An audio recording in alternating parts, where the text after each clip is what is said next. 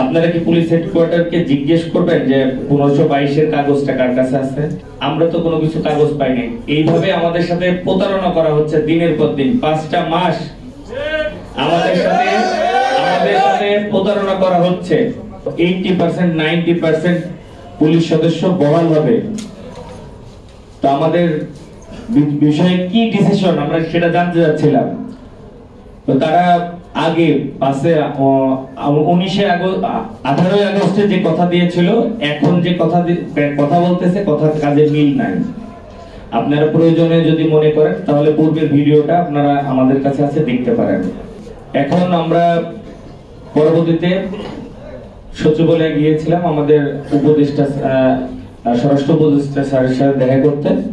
তো আমাদের 5 প্রতিনিধি উপদেষ্টা স্যারের সাথে দেখা করতে যাওয়ার পরে উনি অন্য কাজে ব্যস্ত ছিল, সচিব স্যারের সাথে দেখা করে আসছে।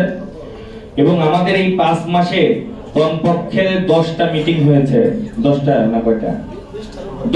10টা মিটিং হয়েছে। এবং আমাদের কাগজের ভাষাগুলা আগের চেয়ে কঠিনতর হয়ে গেছে। আমাদের যেমন প্রথমে ছিল মানবিক বিবেচনায় তাদেরকে বহাল করতে হবে, কিন্তু পরবর্তীতে আসলো কি আইনের বিষয় চলে আসলো। এখন তারা আইন ছাড়া কোনো কিছু করবে না। আমরা আসলে আইন যদি করে, আইন তো তারাই তৈরি করেছে।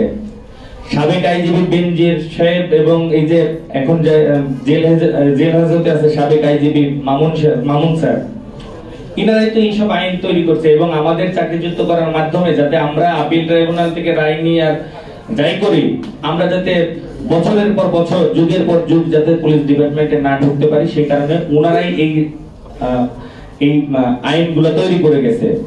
তো আপনাদের কাছে আমার প্রশ্ন, ওনারা যদি অবৈধ হয় তাহলে ওনাদের আদেশ কি অবৈধ হতে পারে না? তো ওনাদের আদেশও তো অবৈধ হওয়ারই কথা। এখন আমরা এই জুলাই বিপ্লব আন্দোলনের পরে, আমাদের আন্দোলনের পরবর্তী সময় আমাদের সিনিয়র স্যার যারা বৈষম্যে ছিলেন, তাদের র‍্যাঙ্ক থেকে শুরু করে যেসব সুযোগ সুবিধা তারা সবকিছু পেয়েছে, তারা প্রাপ্য। কারণ তারাও বৈষম্যে ছিলেন, আমরা জানি। আমরা পুলিশ ডিপার্টমেন্টে চাকরি করছি, আমরা জানি যে ওনারা বৈষম্যে ছিলেন। তো এর মধ্যে অনেক স্যাররা আছে যে আমার কাছে কাগজ আছে যে তাদের কিন্তু আপিল ট্রাইব্যুনালে কোনো রায় বা কোনো কিছুই নাই, তাদেরকে কিন্তু বহাল করা হয়েছে।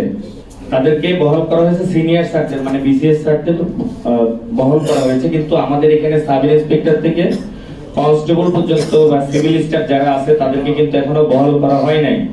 তো এখন হঠাৎ করে আমরা আমাদের স্বরাষ্ট্র সচিব স্যার 2 দিনের সময় নিয়েছিল এবং এর মধ্যে বললাম যে 10টা মিটিং হয়েছে। আস্তে আস্তে আমাদের এই মানবিক বিবেচনাতে আস্তে আস্তে উঠে গেছে কাগজ থেকে, এবং এখন তারা আইন দিয়ে বিবেচনা করতে চায়। এই আইন কিন্তু তাদেরই তৈরি করা, এটা অন্য কেউ। এবং আমাদের যারা এখানে পুলিশ সদস্য আছে, এই মামলা তদন্তকারী কর্মকর্তা কিন্তু তারাই, এই আইনও তারাই তৈরি করছে। তো এখন গত কত তারিখ, এটা গত 3-4 দিন আগে প্রতিটা মিডিয়াতে এবং টিভিতে, অনলাইন পোর্টালে সব জায়গায় প্রচার প্রচারণা হচ্ছে যে যেদিনকে আমরা আন্দোলনে নামবো সেদিনের আগের রাত্রে যে আমাদের 8 তারিখ 1522 জনকে নাকি বহাল করা হয়েছে। তো আপনাদের কাছে আমার একটা বিনীত অনুরোধ, এই 1522 এর যে আপনারা নিউজ করছেন, আপনারা কি পুলিশ হেডকোয়ার্টারকে জিজ্ঞেস করবেন যে 1522 এর কাগজটা কার কাছে আছে? আমরা তো কোনো কিছু কাগজ পাই নাই। এইভাবে আমাদের সাথে প্রতারণা করা হচ্ছে দিনের পর দিন। 5টা মাস আমাদের সাথে প্রতারণা করা হচ্ছে। তো আমরা এই কারণে আপনাদের জানানোর জন্য এখানে আপনাদের সাথে সাক্ষাৎ বা আপনাদের কাছে আসা। আমরা গত 2 দিন থেকে শান্তিপূর্ণ অবস্থান নিয়েছিলাম প্রেস ক্লাবের সামনে।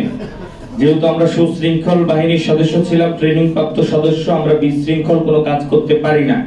আমাদের সাথে সরকার পক্ষ বা পুলিশ হেডকোয়ার্টার থেকে কেউ কোনো প্রকার যোগাযোগ করে নাই।